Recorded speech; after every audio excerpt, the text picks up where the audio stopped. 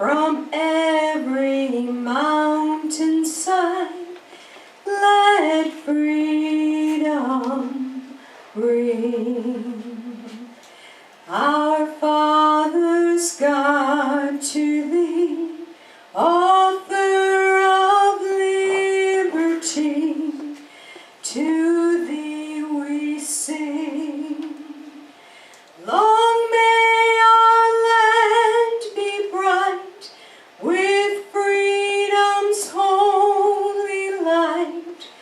Protect us by thy might, great God, our King.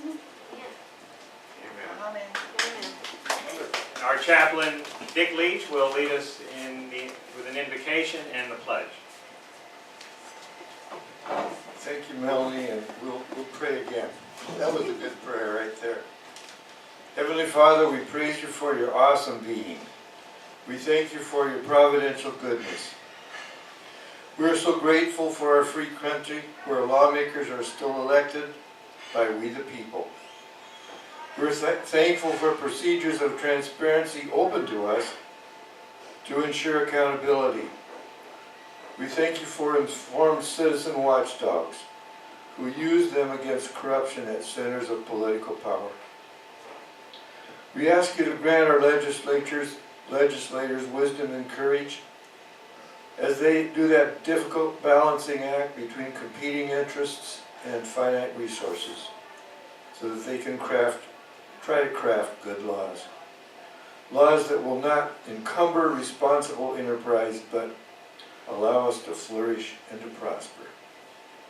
And now may the speakers in the conversation of this meeting inform our minds and the food nourish our bodies. And may it all be to your glory and to our well-being. In Jesus' name, amen. I pledge allegiance to the flag of the United States of America and to the republic for which it stands, one nation, under God, indivisible, with liberty and justice for all. We're sitting over there.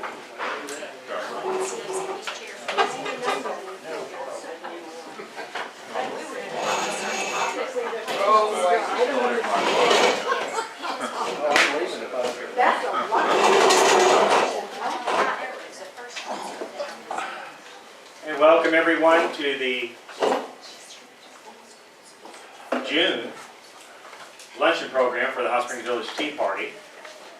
Our other speaker, in addition to Nancy Emmons, Representative Mickey Gates has arrived, so we're glad to see he's here. Thank you, Mickey. I did a phone call. Well, let me stop a minute. I want to remind you that Charlie allows us to use this meeting room at no charge for our meetings.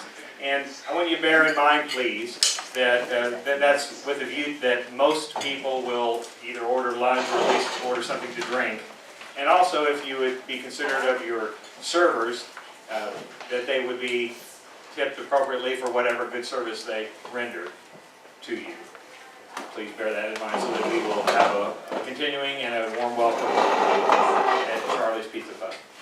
And if you don't want the tea, I don't know why you wouldn't want to have tea at a tea party, but if you want coffee like my wife ordered today, or if you want something a little more therapeutic, there is a full bar back here, and they could bring you a pitcher of beer or something stronger if you feel you needed it in order to contemplate the subject matter under discussion. And,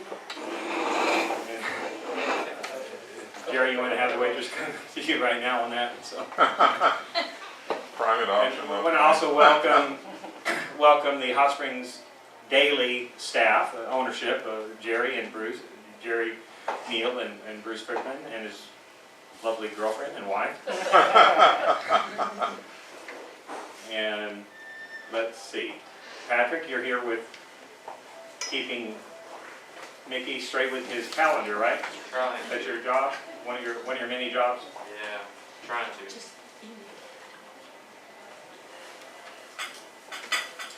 I called the Bureau of Legislative Research this morning, Mickey. I wanted to get clarification, Mickey and Anybody else named Mickey here? We have two Mickeys. Just two. Mickey Brooks. And one that was curious because we're going to have a program about the state legislature, the 90th general session of this Arkansas State Legislature, some highlights of laws, some remarks from Nancy, she and her husband John have done a kind of a watchdog service for us, And for themselves, and encouragement, not just to get on the cases of the legislators, but also to encourage them in good ways. But they're almost every day of the legislative session, spending most of the day there driving to Little Rock and being in the meetings, various meetings, and in people's faces and interacting. So she has a lot of knowledge that she can share with us about what went on at the legislature. And then we have Mickey Gates here, who is one of our lawmakers. He's our local representative, and he's one of the people that Nancy was keeping an eye on. So we have an interesting opportunity to have a dialogue. You say, well, how many laws were passed? I was curious of that. I was thinking about how many laws were passed this year by the state legislature. The legislators would tend to say, look, there's a lot of laws to be passed. It's your responsibility as citizens, at least some of them, I've had this conversation. If there's a law that you're concerned about that we need to pay attention to in particular, you need to let us know. Don't tell us after it passes that you're mad that we passed this law. And that's a pretty daunting task because there is a large volume of legislation that's considered difficult for the legislators to keep up with, and certainly difficult for the citizens to keep up with, so it's quite a challenge. Who thinks they, Nancy, not counting you because you already know, apparently, the number of bills that were filed in both the Senate and the House together this legislative session? How many bills were filed? Doesn't mean they became laws, they were just filed, and some of them would have been shell bills, and many of them would have been appropriation bills that were fairly routine, but others new bills. How many were filed? And anybody want to venture a guess? Who doesn't know? You don't know, but you want to venture a guess? Yeah. 35? I have no idea. Give it a guess. It'd be in hundreds. You think it was over 100? No. Yeah. Surely not over 100. Over 100? Over 100. Over 1,000. Okay, well, apparently exactly over 1,000, really? Well, you're stretching it there, Jerry. It was exactly, according to Matthew Miller, who I spoke with this morning, who's the Assistant Director of Research at the Bureau of Legislative Research that serves the legislators in the legal services. 2,200. And that included in the House, in Mickey's branch, the State House of Representatives, 1,093 bills were filed. And in the Senate, 1,107 bills to make that 2,200. You say, well, how many of those passed and became law this year? How many new laws are there this year? And bear in mind, that includes appropriations and some things that are fairly routine, not just new controversial bills. And that number is more than half, a pretty large margin, over half of the total number that were filed. Some of them didn't even get considered because some of them would have been shell bills, which were just filed as kind of a holding place for possible filling in later. 1,289 of those bills passed and became law this year, 1,289. So of those 1,289, Mickey probably going to tell us details about every single one of them, but I think he'll probably have some highlights. It could. Yeah. And also, Nancy, I think there's probably some that she'll highlight, not going to touch on every single one of those 1,289 new laws. Maybe they'll remark on some of the ones that didn't, but just notice it's interesting to me, the number that passed is more than the number that didn't pass. So if you even file a bill, you had a more than 50% chance, just looking at the odds in that way, of your bill passing just by filing it. And Mickey, you have an announcement to make. Well, come up here and take the mic. And you have those cards? I handed some out. There are some little memo cards on your table with pens for you to write down the names of someone that you might like to have as speakers at our programs each Tuesday, first Tuesday of the month. So if you want to if you think of somebody that you'd really like to hear and ask questions of, it's on your table, and then fill it out, put it in the donation jar over there on that table if you would please. Okay? Yeah, it's like maybe at church, if your church does this, you fill out some information. You don't have to actually put some money in the plate when it comes by. You just put a card in. Same deal over there. So, or you can do both. She would appreciate both. Nancy is going to be the first speaker.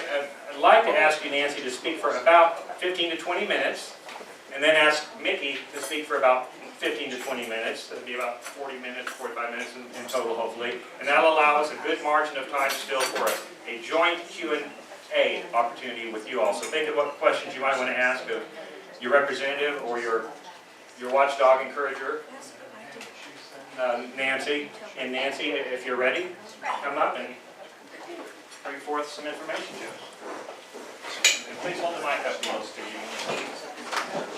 Well, I'm from the South, and I do this. And so if this does this and it's not close to my mouth, I've already told him, y'all excuse me. One thing I'd like to bring to your attention, on your table you will see a sheet of paper. That is last year's private option costs for the state of Arkansas. How many of us have ever said, I don't know why in the world I ever voted for him or her? Because it turned out so different than what we had heard that was going to happen. In that process, do you ever vet your candidate? Do you ever really find out before you go into the polling booth what he or she really stands for? Is that really who? Doesn't matter which party. Where do they stand with what I stand? Do you follow their commitment once you have given them that vote? Do you feel that the lobbyists have more power than you do? Sometimes we do, don't we? The first thing I want to do, though, is visit you with DHS. We need to take a clean sheet of paper with nothing on it and start all over with DHS. There are so many things that could be corrected, and I wish that we had someone who would really be the salt and the light in that organization, the salt to get to the issues and the light to shine the light on the issues that need to be really taken care of. We have, just here recently, we have just found out that they have a computer program that's cost us millions of dollars, and it's still in work, and they want more money. We've let many things just go by that is just really not the way we should run our budget with that. There's a lot of gaming going on with DHS. Arkansas has a heart. We don't want anybody to not be taken care of, but we don't have a heart for the gaming part of letting people on the system that should not be on the system. And we have to, I really would love for our legislators to set up a hotline with DHS and pay the person well that speaks up and tells us what needs to be cleaned up. And there is a lot of that. We need to understand also that there are many things that our hands are tied by our legislators with DHS. The federal government has a lot of control, and Representative Gates can certainly let you know that as a fact. We get sometimes we get really upset with our legislators because we'll go, well, why aren't they? Well, the why aren't they is because the federal government has put rules on us that they can't do what some of that we would like to have done. So therefore, that's why it is so important that we pay attention to the president that's coming up in an election, and that your senator and your congressman that we are sending to D.C. Because so much of the government is controlling our schools, as you know, with Common Core. They're controlling the health care, and they're basically controlling youth. One of the things I want you to listen to me, though, too. We have an obligation as a state to inform the voters what we're doing. And I don't feel that sometimes our voters are paying attention enough, and I don't feel that our legislators are really giving us the information out as much as we need to get it. Now, when you have 2,000-something bills floating around, if you ever, you need to go to the Capitol. You cannot believe how our legislators are flying from room to room to room to room with different committees and different situations. It's a hard 3 months. It's not necessarily all fun. The thing I want to key in right now, though, one of the things is the private option / Obamacare. I call it / Obamacare because we have to get permission from the federal government for everything that we want to do. And but the big issue coming up is the taxes on the private option. Now, we heard and we've got that the private options ended in 2016. But you haven't heard the taxes that are coming along with it.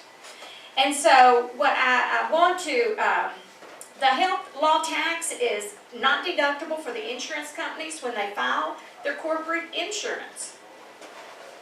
And they were expecting a lot of enrollment, and they were expecting to be able to do something different. And so, but what it's happening is it's coming back to the states to pay that tax.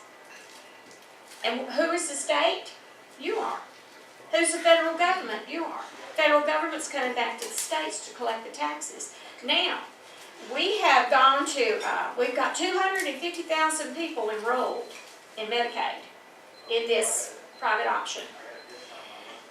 Starting in 2017, we will start picking up, after 2017, by 2020, we are going to start picking up 10% of that. Now 2020 sounds like it's a long time off, that's only 5 years. 5 years, how fast did the last 5 years go? Very quickly, didn't it? There's a new, and everything has to be approved by the gatekeeper, and that's the feds. There's a new deal going, or a new big word going around. It's called waiver. And the waiver is, well, let's go ahead and we'll just put this thing off till 2017, and we'll try to get this waiver. And we just sent 60 pages to the feds explaining why we need a waiver. But the problem with the waiver is this.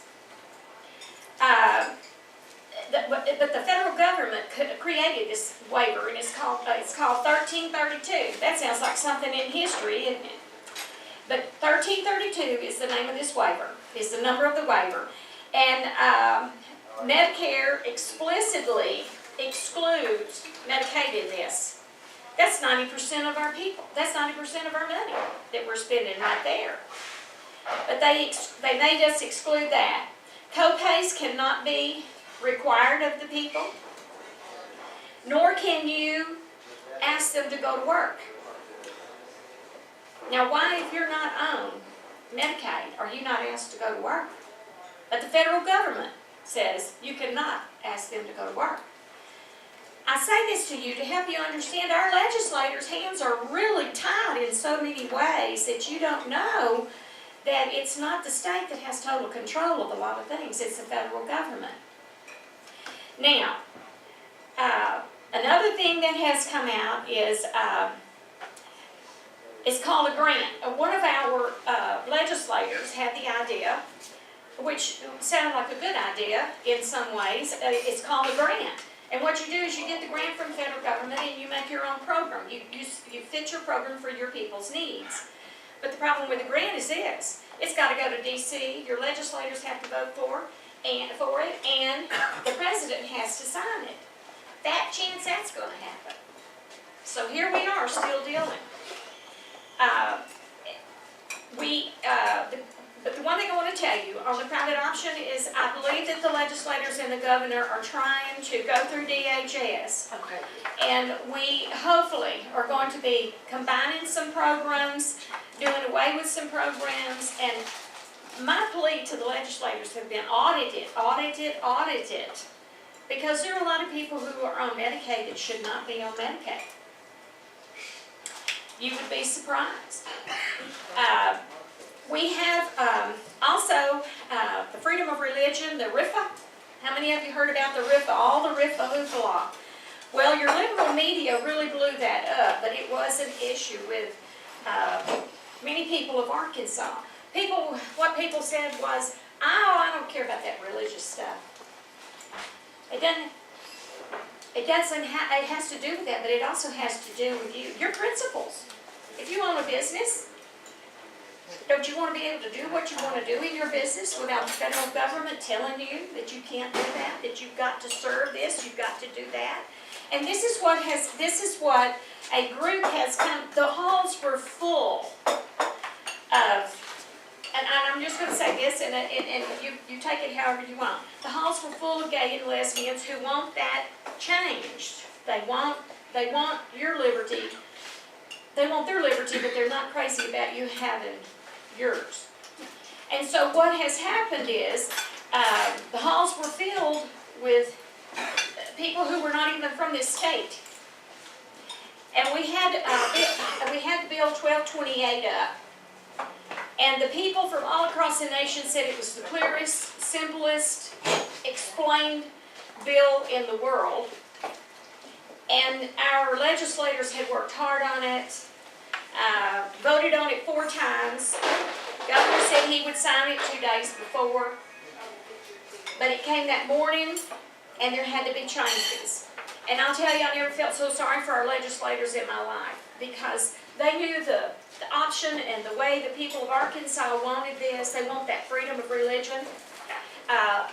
Whether it has to do with you in a business and your religion, you don't want to do that because you don't believe that's the way it should, or whether it has to do with your business and your character, that you just don't want to do that. You know, you have somebody come in and wants a swastikas put on, painted on their car. And they, you know, or the bakery. We've had businesses that have really gotten into some serious trouble because they did not put things that were just against their principles. But our legislators went back, worked late into the night, passed the bill, another bill, Senate Bill 975. It's a good bill. It's a different. It's not as explanatory, but it is a good bill. I'm Irish, and I would have called the governor's hand on it. I would have played the hand on 1228. Let's see what you're going to do. But it wasn't done that way. So our legislators had to go back, and I'll tell you, they went back with torn hearts because they wanted 1228. But in the end, the governor was probably right in some degree. And so we do have a freedom of RFA, freedom of religion bill, but it is not as explanatory as the other one. But it is a good bill, and Representative Gates will tell you that. But I will tell you, one of the things that really irritated the voters was that the Senate Judiciary Committee had that bill in their hands many weeks. And they waited till 12 o'clock to present that bill, just before the session was over. And then all the confusion started, and the liberal media took after it like a piece of raw meat. And to that, I say that the voters would surely not be happy with that. I want to just very quickly, because I want to give Representative Gates as much time. There are just a few of the bills I want to go over with you. Some of them you didn't hear about, some of them you may have. We had 6 pro-life bills that were great. In one of those, the people of Arkansas, taxpayers, are not going to be paying Planned Parenthood. Now, your federal government is going to be doing that with Medicaid, but the taxpayers of Arkansas are not going to be doing that. Also, this was interesting. If you take your driver's test and you fail it 3 times, the 4th time, you're going to start paying for it. Now, I want you to listen to this. 43,000 people took this test and failed 3 times. So the reason we're starting to charge, and the revenue will be $215,000. It takes time and it takes money to do those tests. And you have 43,000 people that are yoking around with that driver's test. Time to get serious. Act 725, the energy rates. Energy can take it up 13%. What's that about? Been a lot of controversy about that. Senator Clark had a great letter in the Sentinel Record on this. Get a hold of your legislators and ask them, explain Act 725 for me, and see what's going on there.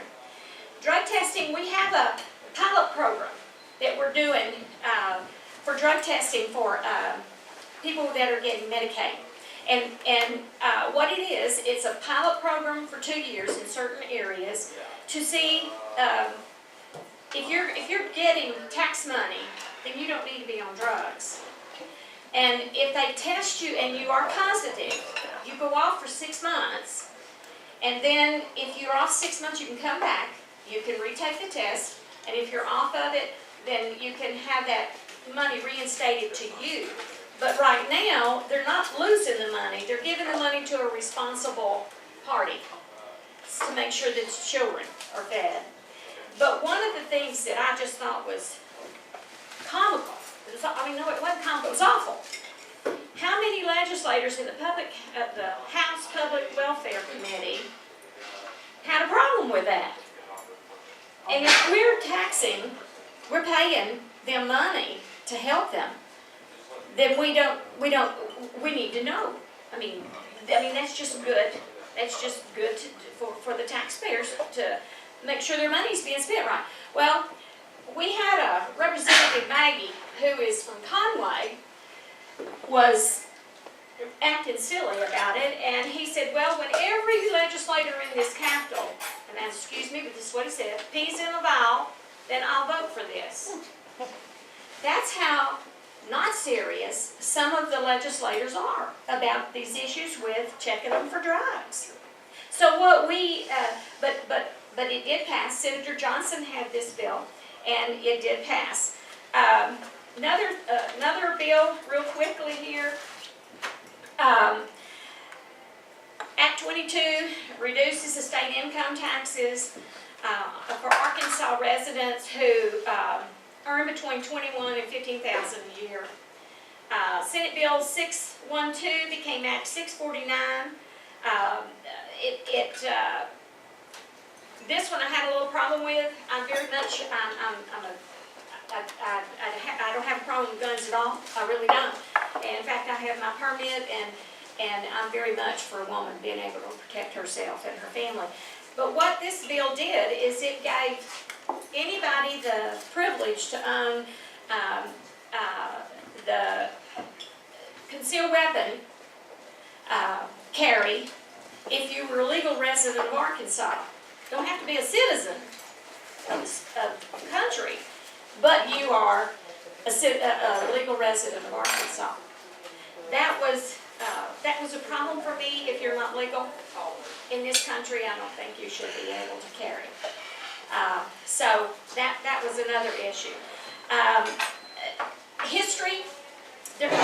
Linda Collins Smith put forth the bill, Senator Smith, that you are going to teach history like history is, not from Monica Lewinsky forward, but from the Revolution and the real history. That one passed. Also, script writing. I had no idea that our children were not learning how to write. And I have had kids to say, I can't read that. Well, I thought, oh my goodness. They can't, because they have been taught to print. So that passed. That's a good thing. And we have a new DWI law that came out in special session, and we'll have Representative Gates to mention that. If you have a problem with that, just stay sober. We found out from our Arkansas Highway Department found out that if we did not pass this, we were in the runs for losing $600 million for our roads, certain roads. So they took care of that in the special session. On the DWI thing, one thing I do want you to know though is that prescription drugs, if you're caught with prescription drugs and they stop you, that will not be held against you if they prove within 4 days that that it isn't. That was a big holdup, I understand, in the session, is that sometimes people are on prescription drugs and not alcohol. Okay, one other thing here. Representative Gates is going to give us some information on the special session. But before he comes, I want you to know that we did have a good session. A lot of good things happened. We can't always have our way, but I want to tell you this. Hold their feet to the fire. Hold their feet to the fire.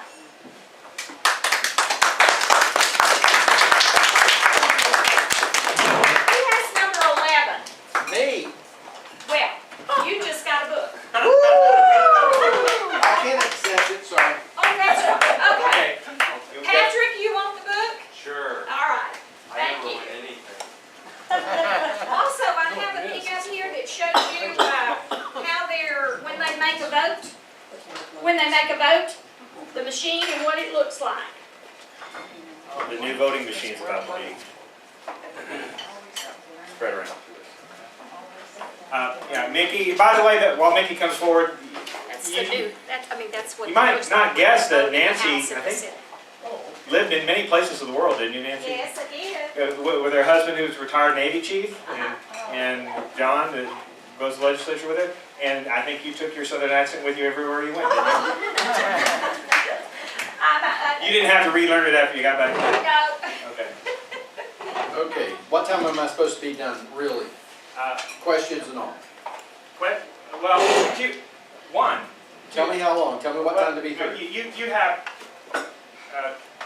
you can go till 12:29.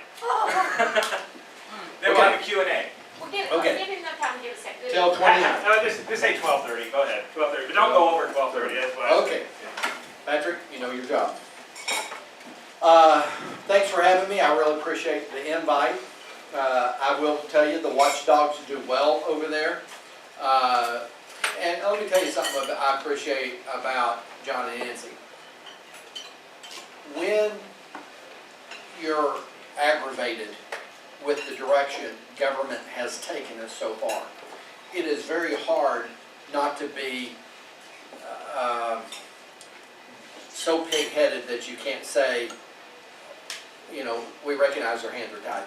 What Nancy said was very practical and pragmatic. The fact is, the legislature in Arkansas is limited oftentimes by the federal government.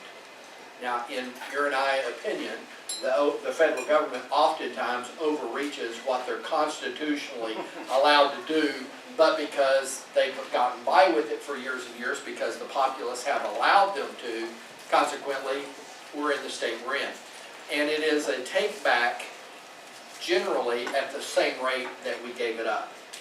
And we gave it up over a process of years, we cannot gain it back. Now, let's talk about the special session, because it was very short, it was 3 days. It was convened last Tuesday, we ended on Thursday. We thought it was gonna go further and further, but it was actually, the big fight over there was actually moving the primaries. Now, the Democrats suspected that the Republicans wanted to change it because it was in their favor to change it, and it was. But that is not the reason. Let me tell you why the Republican Party wanted it. The Republican Party wanted it because if our primaries were held at the regular time, then the number of delegations from Arkansas to the National Republican Convention would be 3 delegates. By having it earlier, we will have 43 delegates. Do you think that affects Arkansas's influence at the National Convention? Phenomenally different. There's a big difference in my math, new math or old math, there is a big difference between 3 and 43. So it gives a prominence. The biggest frustration with the primaries being so late is oftentimes by the time you and I get to go vote, the person that we supported early on, donated money, put the decals on the back of our car and put the sign in our yard, has already dropped out of the race. Because they're not still in the race by the time you and I get to vote. So by having the primaries in early March, it allows us to hopefully affect it more, prominently. So that was a big deal. The other thing was House Bill 103. There was a Senate version of every bill. There was a House version and a Senate version, so you can look it up either way, which had to do with Amendment 82. Amendment 82 was passed by the voters a number of years ago that allowed the state of Arkansas to bring in what is called super projects. Big River Steel is one of those. If I were in the legislature when Big River Steel came, I would have voted against it simply because it was government getting involved in business and kind of picking and choosing when there's other steel companies that have proven that free enterprise can come in without government assistance. And it basically said, if you're coming in, we're going to invest, and we're going to give you tax credit that we're not giving to the people who are already invested and created jobs here without government assistance.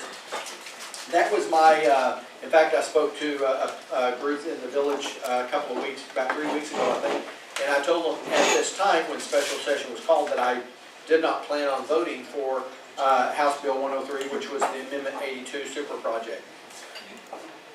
After talking to a number of my colleagues who fought the Big River Steel project and everything else, they started listing all the differences between the investment of the previous project and this one. This last project had to do with a Department of Defense contract that there are 3 companies in the United States that are vying for the contract. That's all this deal does, and it's an $87 million bond issue that will cost Arkansas taxpayers $87 million. When we invest that, if we get the contract, if Lockheed Martin, which is down in Camden, if they get the contract, here's the deal. It will cost you and I as taxpayers $87 million to get the federal government to come in after we pay, after that loan is paid back. We will net, the Arkansas government, you and I as taxpayers, will net about $25 million profit. That's if the numbers are what the bid is for. They have a new project, you know, we've done Humvees for 30 years. The original contract, when they did contract for Humvees, was for 50,000 Humvees. To date, they have made over 250,000 Humvees. This contract with Lockheed Martin will create 500 jobs in Arkansas with a average salary of $50-something thousand. They guarantee those, the current facility in Camden has 500 jobs. They're looking at adding 500 more jobs. And if we do this deal, Lockheed Martin has guaranteed the current 500 jobs for 25 years and the 500 new jobs for 25 years. That's 1,000 jobs guaranteed. Those are good paying Arkansas jobs guaranteed for 25 years. And that contract with Lockheed Martin is for only 50,000 new transportation vehicles. They're getting rid of the Humvee, and I forget what they call this new one, but it is the replacement of the Humvee. And their analysis of $25 million profit to the state is only based on that projected 50,000 new vehicles. If they make 100,000 or 200,000, then that profit margin goes way up. Here's the other big deal. We're not vying for against any other company in Arkansas, because there are only 3 companies vying for this contract, and only one is in Arkansas.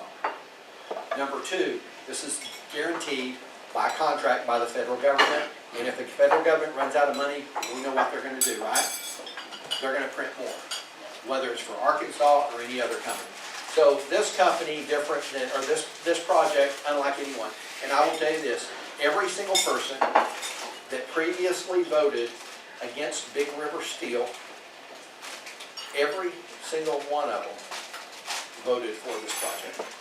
There were I believe zero no votes. There were 3 or 4 people that didn't vote at all on the project, but there were 0 no votes. I don't think even in the Senate there was any no votes. And so, unlike my previous mindset of government doesn't need to be involved in business, basically the federal government's position is when a federal contract of this size comes to any state, it is going to be a boon for that state, and we expect them to have skin in the game. And so we're going to be making vehicles to protect American citizens, and bottom line is it's guaranteed by the federal government, and that's why you will see liberal and conservative vote for that thing. So anyway, primaries moved up to March. We moved, because of moving the primaries up, we had to move the physical session back. So next year's physical session will not be in March, it will be in, I think, May or June. So, any questions on that? Well, we'll come back to them, never mind. Sorry I asked that. Wrong question, don't ask if You you're learned ready. that at the camp. That's exactly right. Don't ask if you don't want to know. There were over 2,000, let me explain the reason why there's bills. A lot of the bills that I had written and filed, another legislator filed another bill just like it or very similar. Why would I want to? And see, when you go to Bureau of Legislative Audit are the attorneys that work for us. They work for the legislators. They are our personal. And when I go to my, let's say, and you have all these different attorneys, and they're experts in different areas. So if I want a bill that has to do with tax, there's one person that I'm going to talk to. If there's another one that has to do with municipalities and their laws, I go to a different attorney. Because they have, if there's one that deals with workforce labor laws, there's another attorney. So when I go to my attorney and I say, hey, I want to do this law, he says, okay.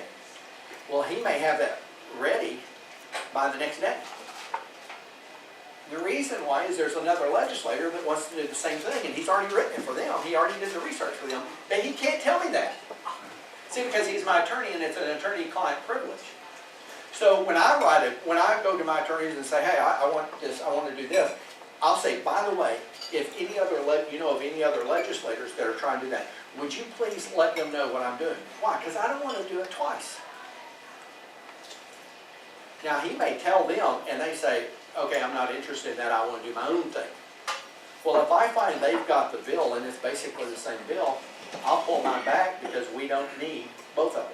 So it's sitting out there, it's filed, but we're not going to do anything with it. So, y'all understand that process?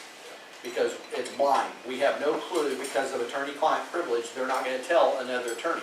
So, for instance, when Senator Clark was working on something, and he and I have been dear friends for 20-something years, and he said, hey, I'm working on this bill, I'll say, great. I would like to do it, I'd like to sponsor it in the House. I'd like to run an identical bill, but run it in the House, because sometimes you can get something passed in the Senate that you can't get passed in the House, and vice versa. So sometimes if something starts in the Senate, it passes, it gets to the House, it gets stuck in committee. However, had it started in the House and I got it through a different committee, I might have got it through the House and through the Senate. So that's why sometimes you'll see something started on the House and something started in the Senate. It's the same bill, and when they pass, then they'll join those together. And then you work and join that legislation. So, and you'll see that with the special session, we did the same thing. Every bill started in the House, started in the Senate, and they mixed in the middle so that if it failed in one, hopefully get it through the other. So, that's kind of the process of why there are so many bills, but let me tell you why the previous session, the 89th General Assembly, they had 3,000 bills. Let me tell you why that is not a bad number. Did you know every bill that we passed that reduced taxes required a bill? Every law that we passed to give you more rights required a bill. For instance, I had a little bill that said, if y'all know about extraterritorial jurisdiction. Did I go over that last time? It said, used to, until like 2 years ago, every municipality had a right to exercise their zoning laws and their building inspection laws, their city laws, out 5 miles past the city limits. I don't know why they call it city limits. It's not. It goes 5 miles past the city limits. Anyway, the last legislative session, they passed that to say only 1 mile. I think 1 inch past the city limits is too far. However, there is not enough votes to get it totally done away with. So I had a bill that said that if a city wants to exercise extraterritorial jurisdiction, ETJ, that they have to come up with a plan to annex, because that's the purpose of it, is if a city's going to annex, they should have the right to not allow people to build standard and then be annexed a year later and have to go that extra cost. So it says, but you can't just do it. Hot Springs has exercised it for 30 years with no anticipated annexation. So this says, city, before you can exercise ETJ, you have to come up with a plan, a map, and you can exercise ETJ, but you have, my original bill said 1 year. All I knew, I would never get 1 year passed. So the municipal league, which is normally not my best friend, came to me and said, Representative Gates, would you be open to an amendment? And I go, if it's reasonable and measured, I'll entertain anything, but I'm not guaranteeing anything. And I said, and you got one shot at it. He said, we'll bring it to you tomorrow. And the next day, they brought me a bill that said, basically everything I wanted, except it changed the 5 years down to 1 year, or 1 year to 5 years. And I said, if I agree to your amendment, see, I never thought 1 year would pass. But if I'd asked 5, they would have asked for 10. Kind of negotiating that thing. So I said 1 year, no, it's unreasonable, but I'll negotiate. 5 years was what I thought was reasonable to begin with. And I said, if I change it and put in exactly word for word like you're proposing, will you oppose it? Because oftentimes groups will do, and then they'll oppose what they propose to you, or they'll, oppose what they propose. And he said, Mickey, not only will we not oppose it, I'll sit at the table with you. So I said, okay, great. So I sat at the table in my committee. I had the Association of County Committees on my left. I had the Municipal League on my right. And I presented the bill, and in 3 minutes, it passed out of committee. And today, it's a new law that no city can exercise extraterritorial jurisdiction without first having a map. And then once they create that map and say, we exercise over this area, they have 1 year to either by resolution or by ordinance propose annexation. If they do not do with a year, they can never exercise ETJ over that area ever again. 1 year or 5 years? 5 years, I'm sorry. 5 years, not 1 year, 5 years. So that became law. Another bill that, another one of those 1,289 that Clay said we passed, was a bill that I wrote that says, right now, if you overpay your taxes, and you find that within the last 3 years you've overpaid, you file a form and you get that overpayment back. That's reasonable. However, if you found something 8 years ago, you can't go get a refund. Okay, because at some point you have to have a shut-off because the state's already calculated and spent that money. So there's a 3-year window which you can get a refund. However, the state of Arkansas can audit you really to oblivion to whatever they choose. So let's say the state of Arkansas decides to audit you 8 years. From year 3 to year 8, if any overpayment is found, too bad, so sad, you lose. Any underpayment, you owe the tax, interest, and penalties. So I wrote a bill, I don't know what act it is, I don't even know what bill it is, you can look it up. It says, if the state of Arkansas audits you past that 3-year window, which you get any and all refund, if they audit you past the 3-year window, to whatever time they audit you, if any overpayment is found, you get to apply that to any amount owed. But you can never get back more than you owe, which means you can never get a check from the state of Arkansas past for that. I think that if you audit you and they find anything, good or bad, they should pay you. And I think if you overpaid, you should get your interest and penalty back. I think you should be subject to, the state should be subject to the same thing. There wasn't going to be a consensus for that, so to make it revenue neutral, we said you would never get back more in that window of 3 years to whatever the audit date is. You will never get back more than what you owe, but it got passed. That's reasonable. So that was the measure.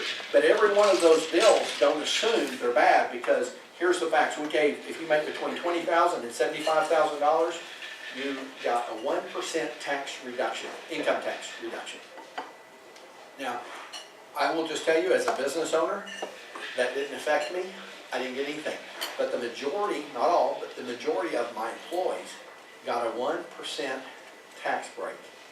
They reduced the level of government on all my employees, therefore reducing the burden of an employer to help his employees survive. And when I had a conversation with the governor, I was sitting in his office at the couch, and on his couch, and I was saying, I felt like, well, the reason why I'm here, doctor, we were going over it, and I said, and he said, that's something we never talked about. Because I thought, if these people got tax break, why didn't I get a tax break? Well, you have to start somewhere. And remember, we did not get at the top by just jumping to the top. We started by a little bit. In fact, if you look at income tax, how did we get a federal income tax? they said to the people, why don't you let us tax the rich? And they started the tax on the top 1/2 of 1%, and all of America said, that is a great idea, I don't have to pay. And the word rich went from the top 1/2 of 1% to 1% to 2%, and to where the majority of Americans pay income tax.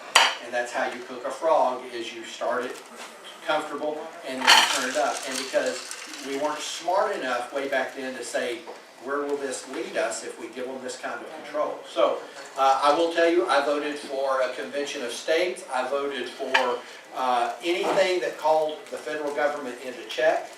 I want to limit government. I want a balanced budget. I want term limits. I want term limits for federal judges.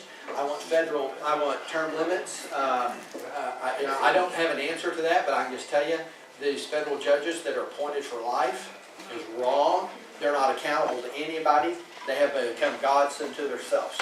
And so anyway, I will tell you, SB 96, which dealt with the private option, is really the only bill that came before the House to vote on that dealt with private option. My bill that said, I had a bill that never got out of health.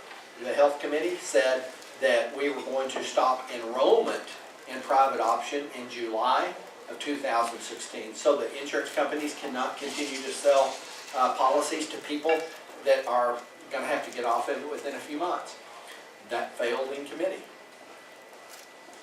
So and I will tell you, one of the biggest fighters against private option to start with was a guy named Joe Farrar. Joe Farrar told people whenever they were first talking private option, we do not want private option, and when they tell you we can get out anytime we want, is not true. We cannot get out anytime we want because it is a contract, and that contract will not expire till 12/31 of 2016. And anybody that tells you differently is wrong. It is a contract. And so all the people that came to us and said, end it sooner, I will just tell you, I voted on a bill we suspected would be overturned, and it was. There was one recently that was overturned by another court, and will we ever win it? I don't know, but it was the right thing to do. But the bottom line is, you have to govern. We govern by consensus. And if you cannot get consensus, you cannot pass anything. So one of the mistakes that conservatives make is we want a touchdown, or we sacrifice, we're willing to execute the guy that didn't get the touchdown, even though they got a first down. Most football games, are won not by long bombs or long runs. They're made by continual progression of first downs. We cannot sacrifice the people that are making first downs. The ETJ, last legislative session, they got it reduced from 5 miles to 1 mile. I was on the radio and a guy called, I have a lot of respect for him, and he said, well, all right, and he started castigating Bruce Westerman and everybody else that failed to get it to 0. When I said, It wasn't me. no, it wasn't Clay. It wasn't Clay. Because see, the facts are, while I don't like the 1 mile, if I can get a 1 mile, 5 down to 1, I'll take the 1. And after we are successful at that, let's figure out a way to go after the 1. Go to a half mile. Whatever we can do. The thing I got passed right now stops all ETJ enforcements until every municipality has a plan, has a map. Meets and bounds, and it's a map. They can't do anything. Now they can do something if nobody challenges. So, that being said, will tell you that we challenged the city of Hot Springs, their city government, with the exclusion of one, are tyrants. They really don't care what the people want, and it's over water. Water districts, communities outside the city of Hot Springs go to the city of Hot Springs and say, we want your water because we're tired of well water. They say, okay, here's the deal. If you create your water district, you hire engineers and attorneys, and you assess yourself, and you pay for the system, and you create this water district. You put in the infrastructure according to our guidelines, and we inspect it, and we make sure it's according to what we tell you, and you pay for it all, and after it's all paid for, you give it to us tax-free or paid in full, then we'll give you water. And they give them water, and they charge them 1.5 times what they charge the city residents, that they have the cost of putting in the infrastructure, but they have out in these new water districts. And they came over to the legislature because we challenged their telling businesses the only way we're gonna get you water outside the hot springs, outside the city limits, is you incorporate inside the city limits so that we can charge you sales tax. Otherwise, we don't have enough water for you. Now, if you're residential, we have water, but if you're business, we don't have water unless you annex in. And they came over and testified in front of our House committee, and it died in the House because most of these rural House committees were called by their mayors and their city boards because our city manager emailed all that out to all of them, and they, oh, this is terrible, we're trying to control city boards. And they came and testified and said the reason why they're having limit is because there's water shortage. That was their testimony. And within a couple of weeks after that, you saw on the front page of the newspaper, City of Hot Springs brought on a whole nother water district. Well, if there's a water shortage, why are you bringing on another? You can't take care of what you're already taking care of. And it's all about tax dollars. They want their tax dollars. So that being said, I will tell you about RFRA. I agree with Nancy, I don't like the process. But let me tell you what the end result is. When it came down to the vote on the Religious Freedom Act, it basically allows me, as a business owner, to choose whom I do business with. Now, I'm going to change the story. See, because it's always talked about, the true story is about the baker that was, a gay couple wanted to have a cake. And they wanted them to put Ken and Ken on there, and they said, I'm not going to do that. Well, some in our community said that's not right. Let me change the story. Let's say the baker is there, he's taking care of his business, and two guys come in and they say, we want you to make this cake. And they say, okay, great, well, what size is it? It's going to be a huge cake, biggest cake, most profitable cake you've ever made. Well, what is it? And he looks at their design, he said, I won't do that. I said, why? Because of the message? Yeah, because of the message. I disagree with your message. See, the problem is the baker was a black man. And the other customers are two Ku Klux Klan members that want to have them hanging a black man from the local tree. Should he have to make that for them? Should he have the right to say, no, I'm not going to do business? How about if it was a gay baker and two very, very mean-spirited people came and wanted to say death to gays with them stoning a gay man? Should he be required to do that? No. It violates who he is as a core principle. Now, could he make them a cake? Yes. And not decorate? That's up to him. But we have a right to have those core principles that are deeply held by us.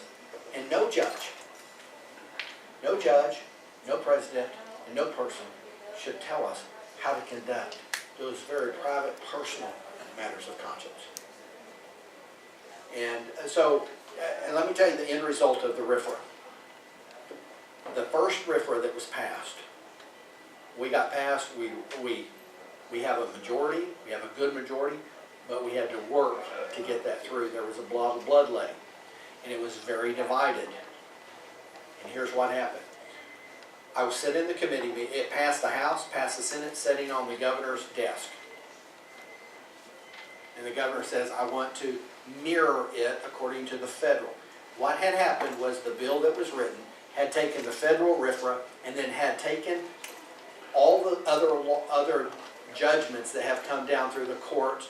One of them was the Hobby Lobby bill, and it basically put in the language of legislative intent of what the intent of our legislation was. And I was in the committee where we were waiting for this new bill to come out, waiting, and I happened to be sitting with a couple of liberal Democrats, and they were saying, okay, and as soon as they got it, they started marking through paragraph after paragraph after paragraph, judging it. And one of their colleagues across the aisle, another Democrat, walked over to them and said, they have one on the governor's desk.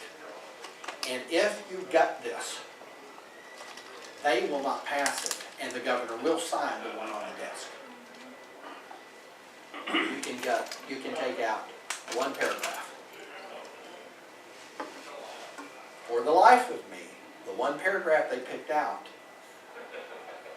was the most inconsequential paragraph that they could take out because it had to do with legislative intent. Legislative intent is not binding. It's all the other binding that says this is the therefore, that's the binding part. The legislative intent just says, hey, this is the reason why we're doing it. And you put the legislative intent so when a judge is looking, trying to figure out legislative intent, it gives all that definition. But it doesn't necessarily fix law. That's my cue to get through. So, that being said, the end result is we actually have a tougher risk rate. Here's the reason why. Because all of those liberal Democrats that have posed the first one picked out the one paragraph to nix, which is the one that was kind of preachy. They took that one out, and then they co-sponsored it. And it only left a handful of legislators who voted, not only if they didn't co-sponsor it, they at least voted for it. It only left a handful out of 100 in the House. It only left a handful for that community to go whine and cry to. So it's actually more powerful because it is not split by party lines. It has a bunch of liberals as co-sponsors of it, and because of that, it left very few shoulders for them to cry on that their rights are being trampled. So, that being said, I'll be through. Answer any questions.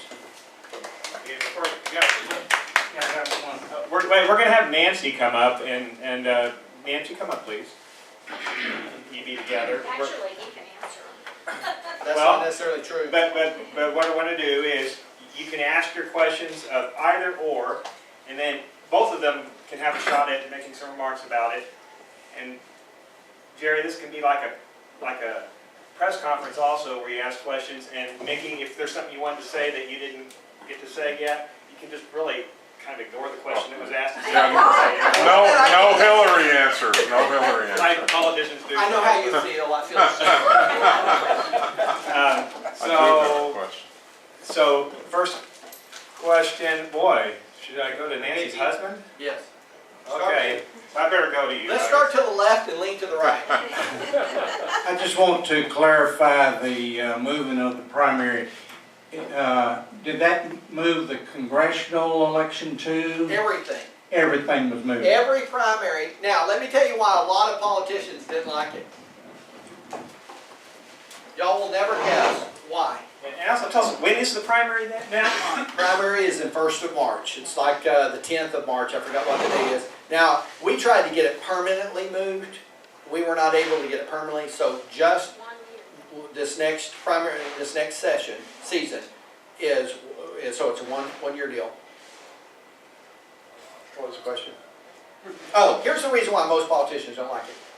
Because we have to file in November, and we're going to have to campaign in the wintertime when it's wet and cold and icy.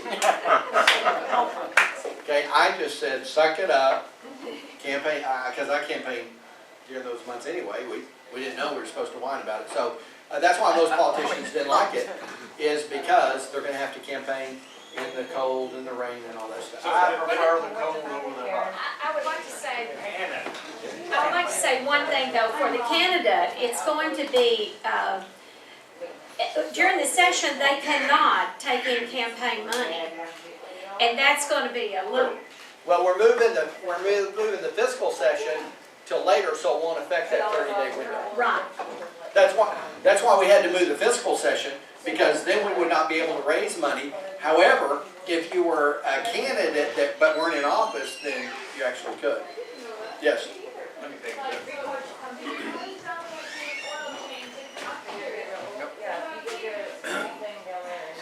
So it is the. Go ahead. Yeah, first I'd like to thank both of you for giving us such informative presentations, and it's really appreciated. My first question, I have two quick ones.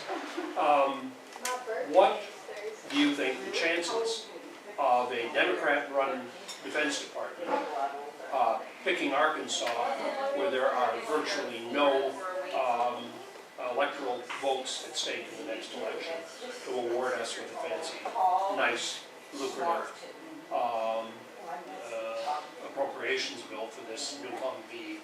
I think we're whistling in the wind on it. I'd like to get your assessment.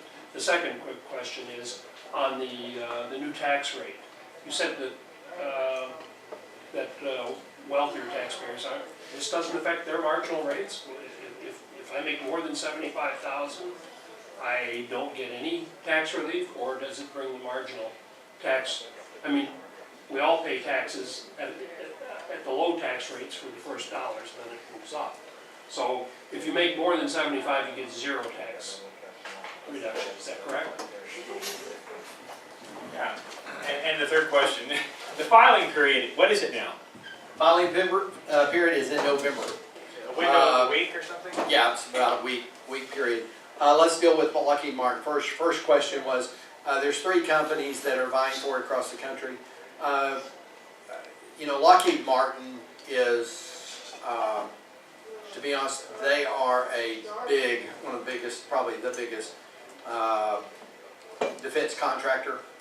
So the fact that they're at the table speaks volumes. I think that we've got just as good of chances by us passing this to say this is a state, we're behind this. With the vote of the legislature, it wasn't a fight in the legislature. In fact, we expected a big fight, and there was none. There was no opposition. A handful of, maybe 2 or 3 people spoke against it, and I'd have to go back and look at the videos on that. I don't even know if anybody spoke against it. So showing the support of the state, Lockheed Martin's got the 500 jobs, so they've got a good track record. So I think we've got just as good a chance. As to the tax break, the answer is no. If you make more than 75,000, we did nothing on that. Now, I will tell you, when we first started negotiating the budgets, just like anywhere else, you have to have a place to start. When we first started with the budget, we had, you know, starting January 1, there was a 20% reduction in capital gains. When the governor's budget, they'd taken out all 20% to balance the budget. And we in the House, actually a delegation went down to his office and said, this will not happen because we'll block this vote. And we negotiated 10% back into that, 10% reduction. And with the understanding that at the end of the budget process, if there were money, we were going to put the full 20% back into play. We went through cuts and reducing government, reducing commissions, and we put that extra 10 back in there so that those people, starting January 1, all capital gains had a 20% reduction. So, and I will tell you, the plan is to systematically attack it, but you can't fix it all at once. So, systemically, it's being changed. Yes? Nancy, you have anything to say about that? I'd just like to say that I really believe that the governor would not have called a special session that costs money to the taxpayers if he did not feel that we had a good run in it. Okay.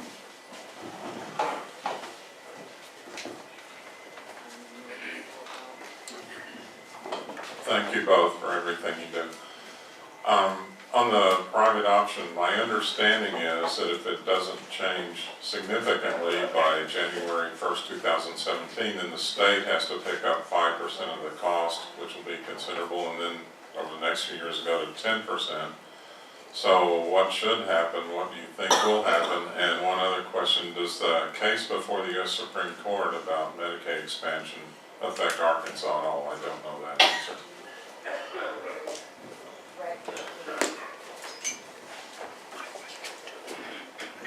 Okay, what was the first question? What do you think the legislature is going to do? Or we don't have the money to pay 5% of Medicaid. Okay, let's deal with 5%.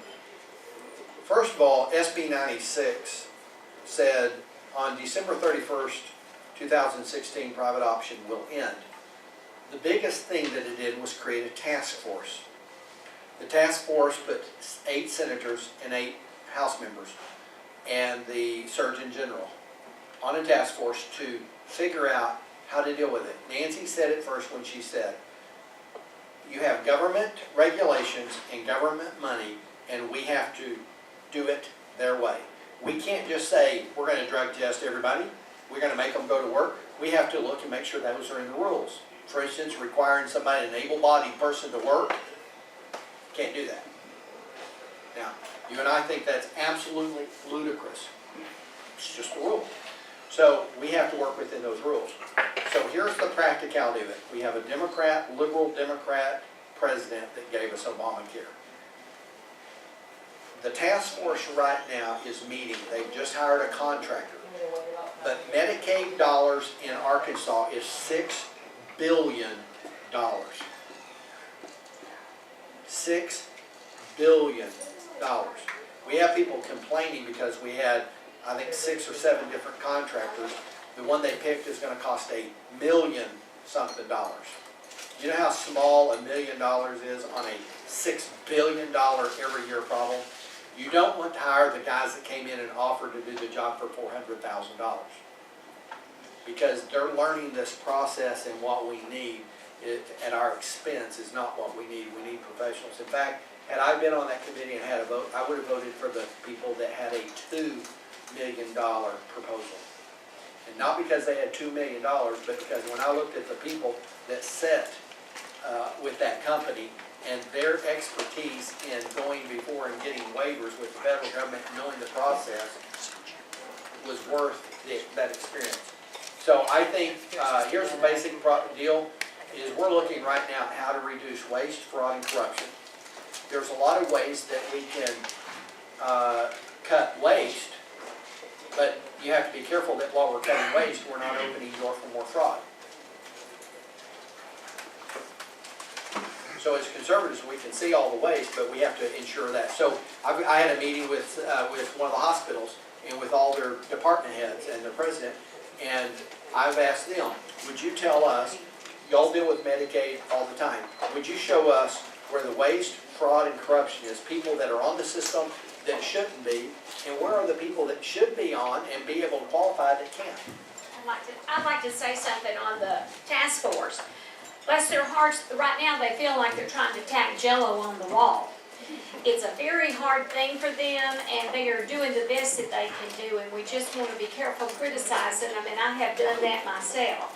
But I realize it's a very hard thing. One of the things, though, I would like to have brought out earlier is our doctors are leaving the medical field, and some of them are going to really leave.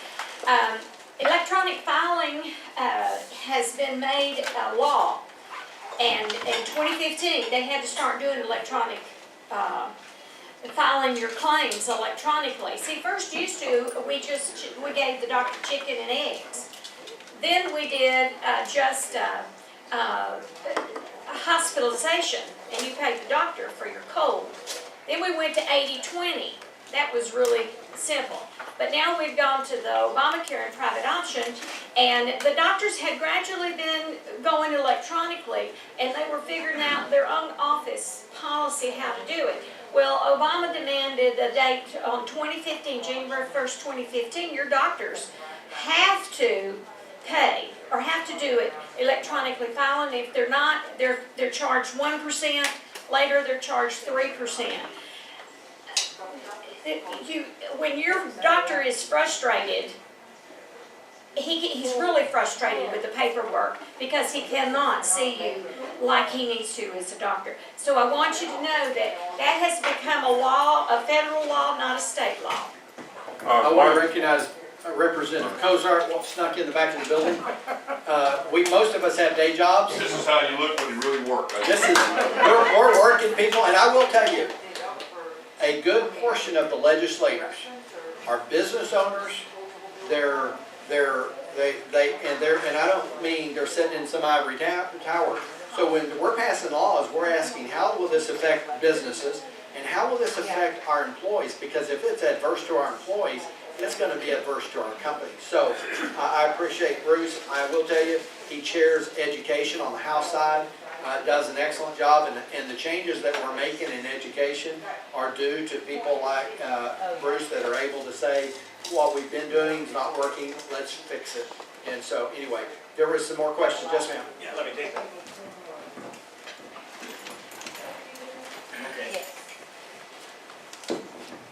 I have a couple questions. First of all, the, referring to the FIFA law, I believe that's what it was. The RIFA? RIFA, excuse me, RIFA law. What, a couple months ago, Hot Springs passed an equal or non-discrimination act. Does this law affect that act? Okay, what's your next question? My next question is, what is it going to take to get Convention of States passed in Arkansas? I was so terribly disappointed when the Senate didn't pass it, and I'd really like to know why. Okay. And your name?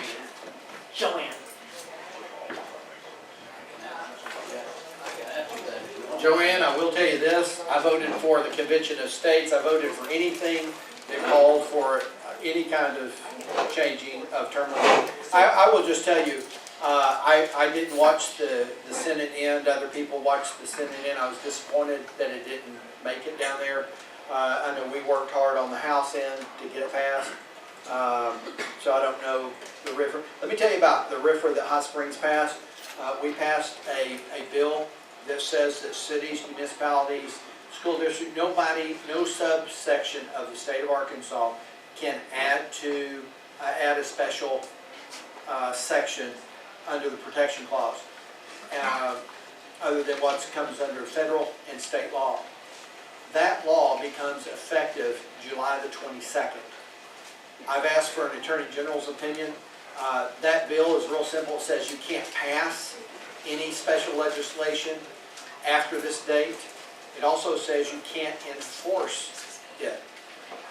My initial questioning of attorneys at the Attorney General's office, they said their understanding, I don't have an official reply, I'm expecting one, says that after July the 22nd, no current laws will be able to be enforced.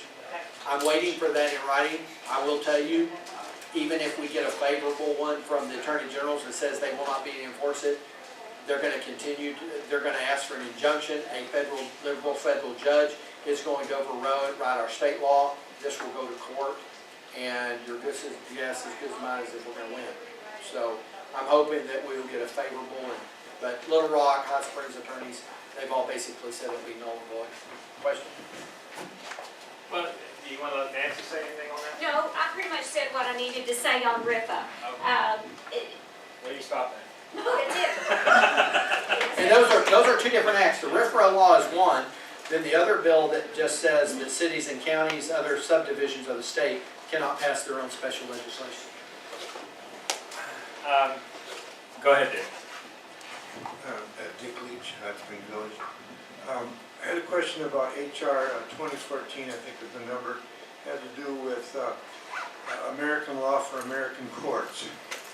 And that passed the House, I understand, but it never got out of the Senate Judiciary Committee.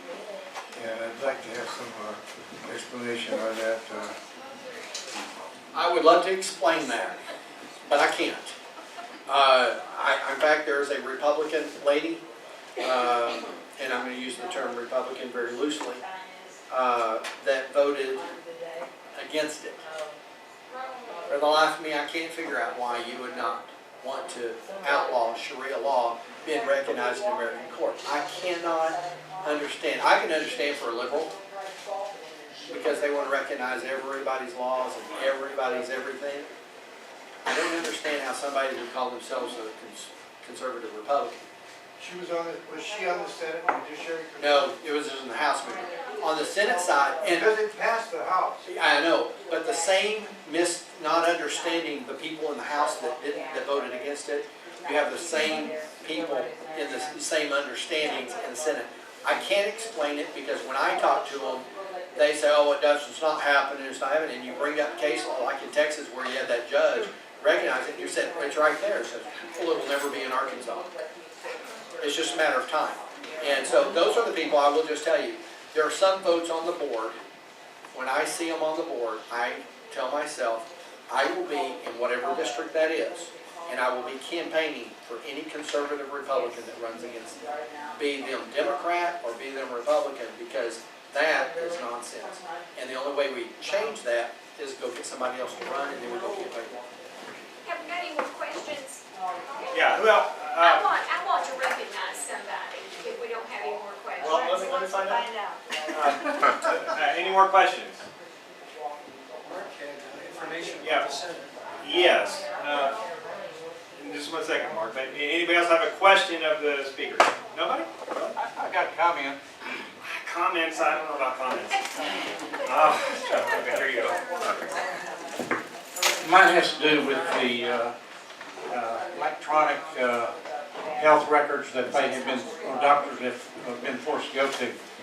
I just found out recently that the doctors are having to spend more time on those electronic records than they can spend with their patients. And that's wrong. Okay, Nancy, the state director for the Convention of States project is a participant in our group, and I'm going to let him make a. If you could phrase it in the form of a question, that would be better. That way we wouldn't be violating protocol here. So I don't know if we do that or not.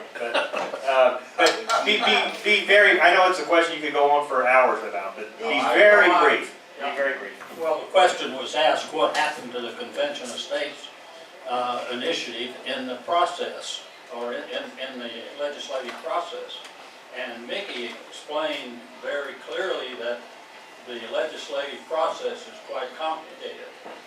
What happened, here's the nitty-gritty inside story. In brief. Coupled with my opinion. There was a failure of leadership by Senate Republicans in that the way they selected committee assignments led to a situation where the state agencies and governmental affairs committee had 4 Democrats and 4 Republicans. That was our gatekeeper committee. We knew from the get-go that that was going to be a major problem. And that's where it failed, because we could not get through that committee. Consequently, we didn't proceed from there. I want Nikki to answer something that you just said. On the committees, Well, let's give you them. show me, Well, let me give no, her the mic briefly, and then I share. want Nikki to, he brought up how the committees are formed. A lot of people think, well, they go, I'm gonna elect you, and I'm gonna elect you, and I'm gonna elect you. I want Nikki to explain to you that. Okay, the House and Senate have different rules, but here's how it is. On the first day that we meet and committee assignments are chosen, when it gets to your turn and it's done by seniority. And I will tell you, there is a Democrat state representative in Hot Springs, good guy, who has seniority out of 100. He is number 3. So when the list comes of all the committees, he's going to get to choose before 97 other people. And he gets to choose what. In the Senate, here's how it works. You have all the committees, and when it's that senator's time to pick, he picks any committee, and if there's a chairmanship open of a committee, he can choose to be chairman. Simply because he has the seniority to do so. In the House, it's different. In the House, the Speaker of the House appoints the chairmen of a committee. So, and that's out of the committee members. And I will tell you how the House did it. The House, being a majority Republican, there are 4 different, the state is divided up into 4 districts, almost mirroring the congressional districts. And we all meet at the same time, and we're all picking committees. So when it was my time to pick, and by the way, I'm 91 out of 100. So by the time you have A committees and B committees, by the time it got to me, there was, on the A committees, I had 1 of 2 committees that I could even be on. When it came to B committees, there was 1 committee. So I sit on transportation and children, aging children and youth services. Were they the committees I wanted? No. But by the time I got down to it, these were the only committees available. So if you're a freshman, now if you got seniority number 61 and you're a freshman, you got to pick the committees that you actually want to serve on, more than likely. There are some committees that fill up with Democrats faster than they do Republicans, simply because they have higher seniority. And Nancy, what did you want to? I want to do something before we leave. Bobby Wilson, will you come up here? Hurry. The other watchdog. Oh, okay. I want to tell you that John and I are not the only ones that are the gatekeepers up there. Bobby Wilson is up there all the time with us, and I want to tell you, she'll challenge them in the hall just like we will. And so let's give her a big hand for volunteering her time. You want to say something? No, thank you. That's unusual. Thank you very much. We have 5 minutes left. He's leaving, oh well. No, I'm just right here. Okay, now has someone come up with a question? John, you surely have a question, don't you? Not a single one. Well, yes, Maybe some special legislation you'd like to request, maybe to pass through? I kind of want to know what happened to the tenant right bill in Arkansas, which I thought was a reasonable compromise from, and was, the landlord association was in favor of it. I mean, the people that have to rent the places to the tenants were in favor of it, yet it was beaten back by, in essence, real estate agents. Why? Anybody know? I don't know. I don't know, I'd have to look at it and look back at the arguments on it. Get Lori Rushing here next I time. voted You for can counsel anything her with that that question. investor rights. You know anything about that one? No, but that's who he needs to get a hold of, Representative Rushing, and she can tell him. Yeah, she's also the, she used to be principal broker for Trademark Realty. Clay, if I could give everyone my phone number, if you need my cell phone number, it's 501-622-8010. 501-622-8010. And yes, my voicemail is already full.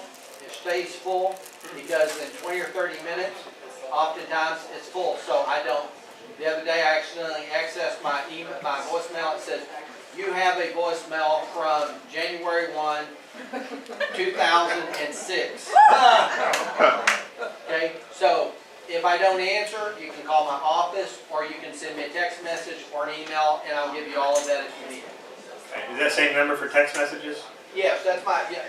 And if you send me a text, if you call me, I'll call you back, so I'll know you called because I have caller ID. Unless you block me, and then I won't call you back. Well, how are you on text messages? It's the same, yeah, text, send them a text. Send me a text, say, You tell me who you you are, You and answer I'll those call you. too? So I love text messages because then I can call back at my convenience. Because I am a businessman, I run $1 million company, and I'm a father, a husband, One of your neighbors over here has a question for you. and I'm a friend of this lady, Betty Hunt. I asked Clay this question, and he said, ask Mickey. Why do they have to find voting machines so often? Why do we have to do voting machines? Well, I can just tell you, I don't like the ones we had, and I prefer paper ballots personally, because I will tell you, when there's an electronic ballot, there is no way to go back and ensure that every intended vote goes to the person. So, and there's new laws that come out. We have machines that can't read only a certain amount of ballots, and in Garland County, to comply with previous law, we had to have 170 different ballots because of school district, all the different overlaying districts. So They're also running out of parts for those old voting machines. Thank you. And Nancy's got 2 bills to tell you about, and she's good getting about 40 seconds for each one. Okay. We also passed, the legislators passed what we call a frequent flyer. That's where people go on hop from different pharmacies and go and get drugs. That's a wonderful thing that was passed because now they can keep up with the frequent flyers and they aren't able to get multiple drugs. Another one is that, this one just broke my heart. It was named after a child. Our children sometimes, they get together and they mix different prescriptions. And there was a young boy who, they were doing this one night, and he told his friends, he said, I think I've messed up. And so they were scared to get a hold of the authorities because they were scared they were going to get into trouble. And he died. And so the legislators passed a bill that they will not get in trouble if they have a friend that's overdosed and is with them. Call for help. and get help for whoever is in that group. And I thought that was a wonderful thing that our legislators did, and that's part of what I'm telling you. There are good bills that were passed to help citizens of Arkansas. But those are two I meant to mention. Okay, and while Nancy's standing here, and also if you direct your applause and gratitude to Representative Gates over here, I think they're both two people in our community and in our lives right now who work hard to try to do us good. And let's express some appreciation.